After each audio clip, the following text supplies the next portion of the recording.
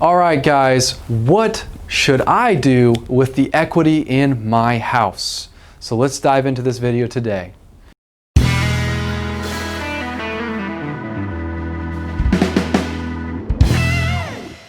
All right, guys, so people come asking me, what should I do with all the equity in my house? Say you're living on the East or West Coast, or just you bought several years ago and you haven't refinanced or anything like that, and your property has a lot of equity in it. So what should I do? So obviously this is my opinion. It is actually what I personally do and consider and suggest to my friends and family.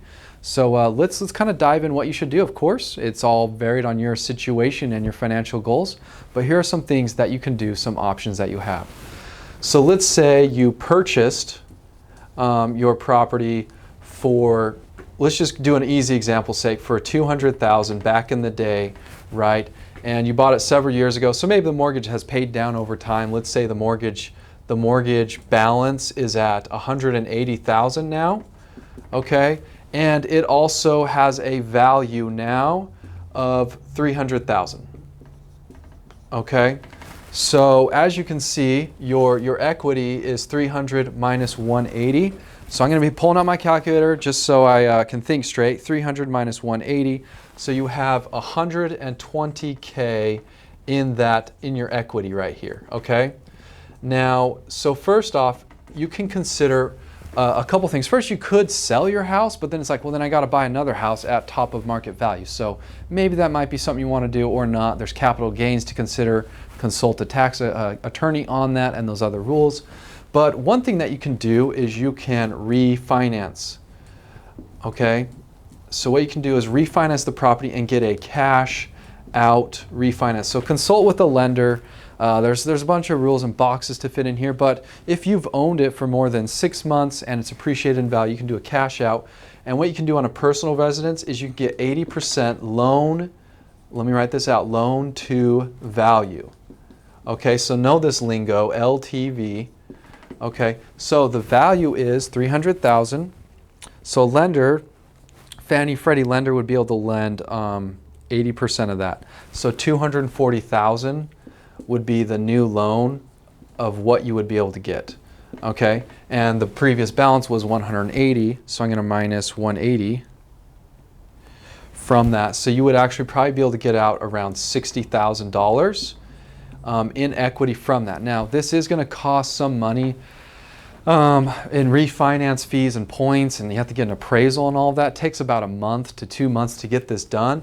And so you probably have, probably around $5,000 to $10,000 in closing costs. So let's just round this up to a nice $50,000.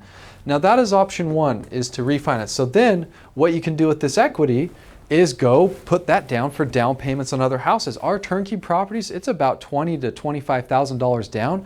So you can probably purchase 2 great cash flowing rental properties with this that are making you, around, I would say cash on cash wise, a 10% return on investment coming in annually from that property. Plus they're appreciating, and then over time, like mentioned in this one, these two go up in value and your loan balance goes down. So your equity spread, kind of similar to this scenario, gets bigger and bigger, and you could almost eventually refinance those years later and buy 2 more from each of those. Kind of see that web of that family tree going on, kind of like all that going on. So yeah, you're seeing the picture here. It's awesome.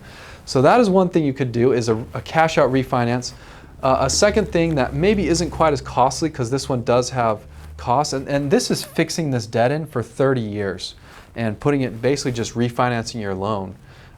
Starting over at that 240K up here. A second thing is you could take out a home equity line of credit. You can go to local credit unions and talk with them, go to 3 and figure out their loan to values and everything like that. And what they typically do is they're going to be a second lien on your property, and they sometimes can go up to, 85 to 95% loan to value. So let's say this one's maxed out at the 95% loan to value, so 300,000 times 0.95.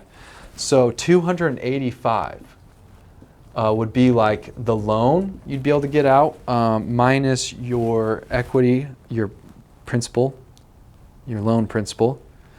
So that'd be $105,000 you'd be able to play with. Now what's nice about this, it's only like probably $2 to $3 grand to get this type of HELOC. And what's nice about the HELOC is that this is only, you use it when you need to. So it kind of like becomes a credit card in a sense, to where like you can take out 50 or 100 or whatever, and you're only charged an interest. You know, it's like probably a 4 to 5 or 6% interest, where this would be fixed at today's rates of a 3 to 5%, but it's fixed, and this would probably adjust with the LIBOR and other, you know, kind of how rates change over time. But anyways, what's nice about the HELOC is you can pull out, let's say you find one property and you only need 25 grand down, you pull 25 of that 105 to do the down payment on that one house, then 6 months later you find another house and you can pull another 25 from that. So, and then as this cash flow, you know, comes in, it starts paying off the balance of that 25,000. And you can kind of see the picture here. As it pays down that 25, you're ready to buy another one and go from there. So a HELOC actually is probably my best suggestion.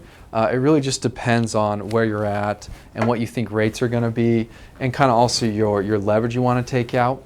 So anyways, that is what you can do with the equity in your house, use that to invest. I would not suggest taking out the equity in your house to go buy a massive boat or a nice big old Tesla or something like that. Why don't you use your equity to buy real estate that maybe once when you get 3 or 4 houses lined up, you're getting $500 a month from them. You can then go leverage and have that pay for your car payment or something like that.